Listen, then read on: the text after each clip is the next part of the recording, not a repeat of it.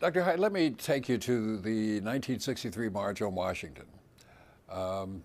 You helped convince the others to let Martin Luther King speak last, but you weren't able to convince them to have a woman speaker. No, no. What was the tone Well, of you that? know, it was very interesting. Barb Rustin, who of course was the director for the whole thing,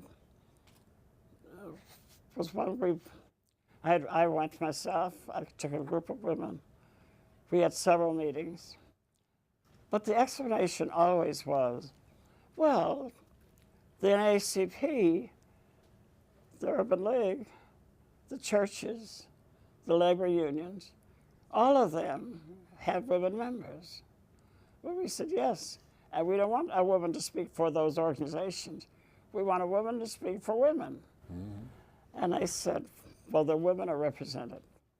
We weren't able to break through that. There was some reluctance about the Student Nonviolent Committee, but you know, John Lewis was young, and they stood up and they spoke. But in the end, we just said, well, the purpose of this is too great. We don't want to do anything that would cloud that. And we stood back. So the next day after the meeting, we held a meeting called After the March What? And Polly Murray and several people wrote a tremendous document on women in the quest for equality.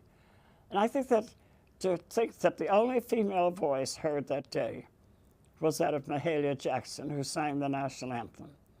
And we said, well, we're the same people who said that in the broad white community, they'll often let us sing, but they won't let us speak. We're doing the same thing. But I think we felt in the end that we did the right thing, but I will tell you, I don't think that would ever happen again.